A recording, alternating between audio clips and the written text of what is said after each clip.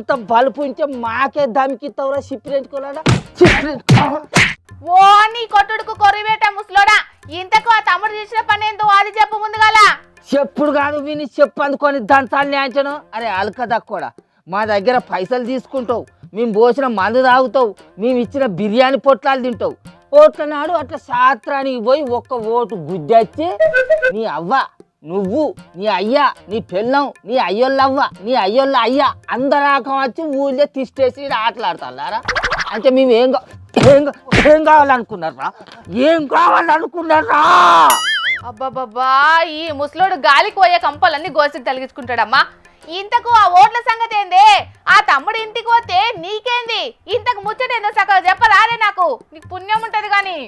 అరే అది కాదు పిల్ల, ఈ సిప్పిరెంచుకలోడు హైదరాబాదు కృష్ణానగర్లో ఉంటాడు కదా అని వీని ఇంట్లో దగ్గర 6 ఓట్లు ఉన్నాయి కదా అని మా పార్టీలకు ఫోన్ చేసి ఒక ఓటుకి 2500 రూపాయలు, ఒక పుల్ బాటల్ మందు, బిర్యానీ పొట్లం, ఒకటి రంగురంగుల చీర, ఈ లెక్కన 6 ఓట్లకు ఇచ్చినాం వీని ఇంట్లోకి.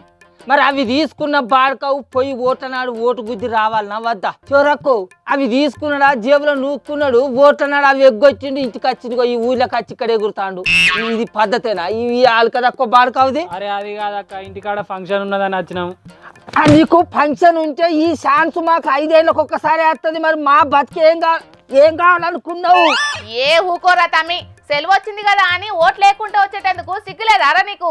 అడుగు, గట్ల అడుగు, లేకిని పాడతావు గట్ల అడుగు. అదే ఓటే శాత కానోనివి సర్కారిచ్చే పథకాలు ఎంత తీసుకుంటానవరా బేవకు?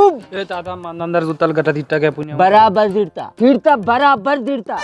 అసలు ఓటు హక్కును వినియోగించుకోలేనోనివి, దేశంలో ఉండే హక్కు కూడా నీకు లేదురా.